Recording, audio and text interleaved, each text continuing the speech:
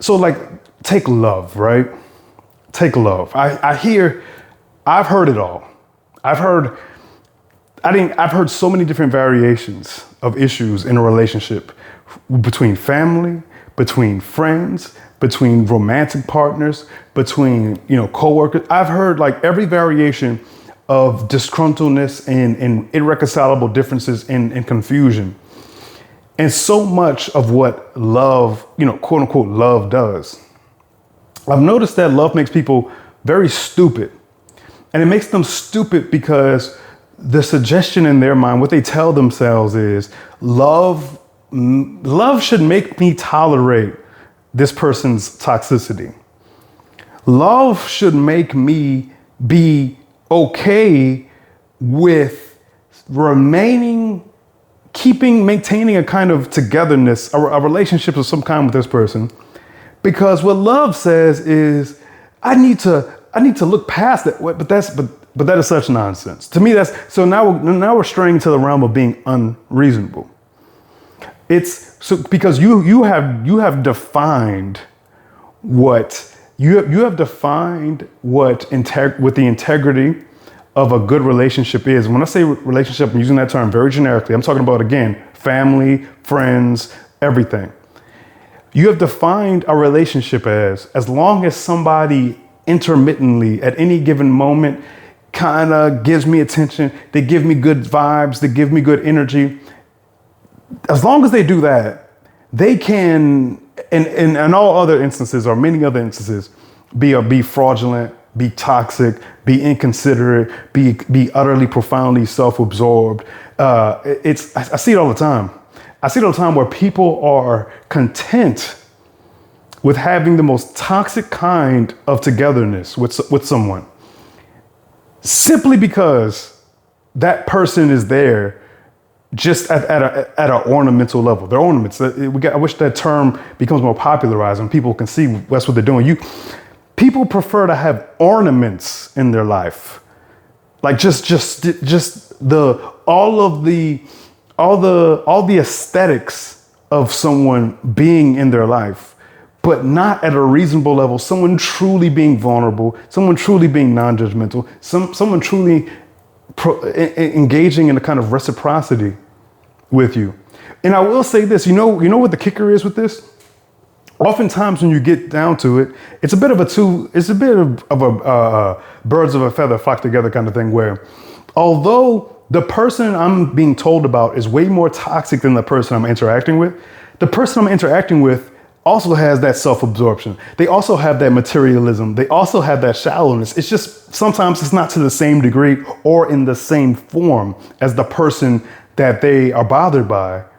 But they are often in their own way just as superficial, just as shallow, just as materialistic, just as lacking in an interest in having peace.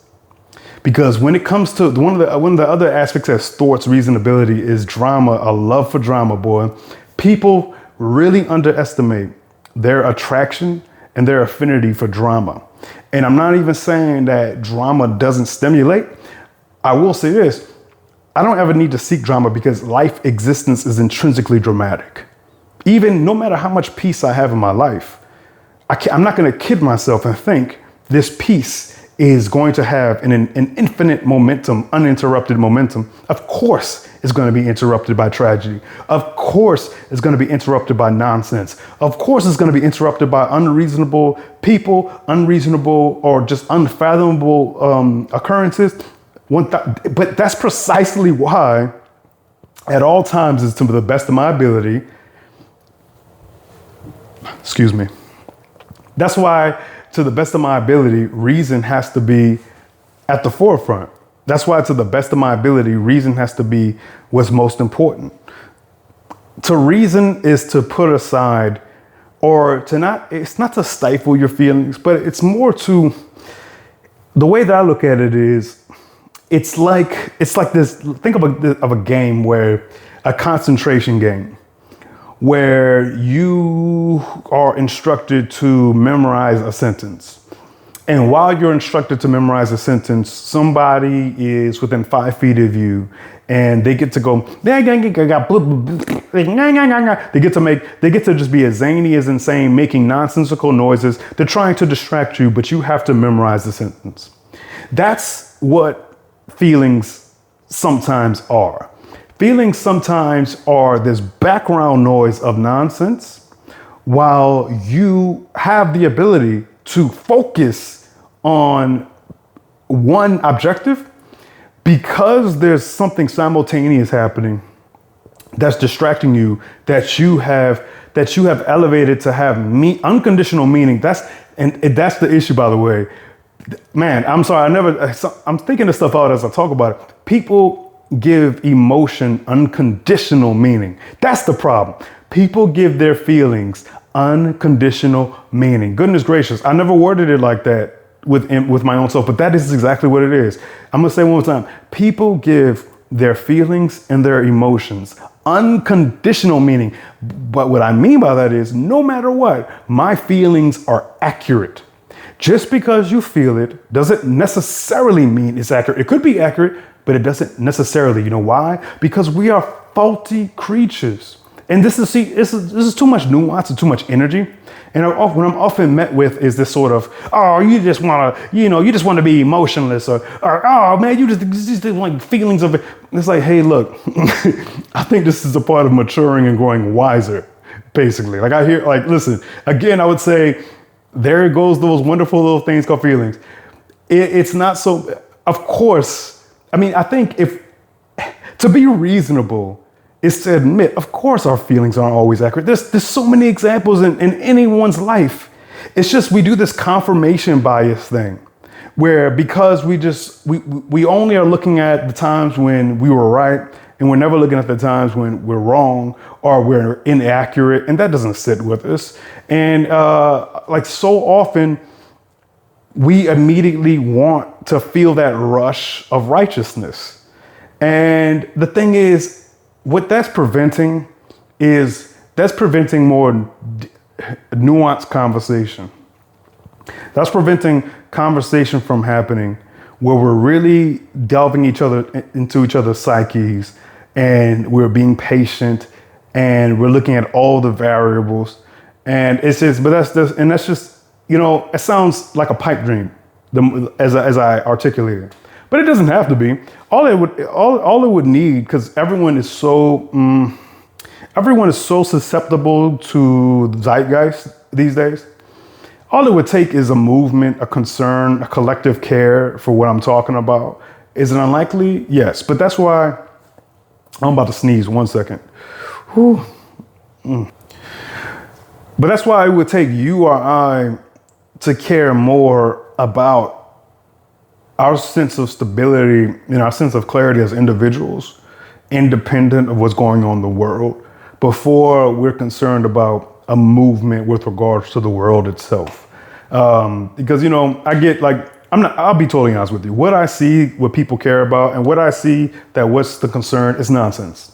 People care about nonsense. People talk about nonsense. People are focused on nonsense. People praise nonsense. People are sharing nonsense. It is nonsense top to bottom. And we wonder why we're so confused and we're so messed up in 20 different kind of ways. The best thing that you can do, one of the best things you could do is, because I'll tell you this, reasonability is also, it's another word for truth, to be all the way real. When you're considering all of the honest factors for something, how is that not being, you're essentially being reasonable. The issue is that we are often considering as many factors. We're only considering a certain amount of factors until we reach a point where to consider more factors would then be to ironically thwart our sense of righteousness. It will thwart our anger. You know how many times then I've been so aggravated by this or that and that, but when I think about all the variables, it's like, ugh, I'm so mad that it's taking away my anger. Because it's not about, it doesn't mean that what the person that you're considering is not in the wrong in some kind of way, or it's not in the wrong in 20 different ways. I'm saying it just takes away the anger of it all, because to be reasonable thoroughly eventually sort of leads you to the conclusion that, like, hey, I can only do what I can do, and they're going to do what they're going to do, and I'm going to communicate to them and let the chips fall where they may. Because reasonability does sort of lead you to an is what it is sort of conclusion. The problem is that people like to sum it up and invoke that it is what it is conclusion way before they're considering the variables. They want to say whatever. They want to declare whatever before really considering as much as they possibly could consider. So nothing gets contemplated, nothing gets digested, nothing gets solved. And I'm saying eventually it comes down to, and it is what it is, after it's all said, after it's all thought. But it's just, again, it's also work. Being reasonable is work. And also, lastly, to be reasonable means you're going to be your own critic. And that's another thing. We don't like being our own critics, boy. We don't like taking accountability. We do not like being hard on ourselves. And everyone that I've ever met or ever seen could be hard on them. They could be a little bit harder on themselves, at least. They could be, at least for a day, you could be harder on yourself. But I digress.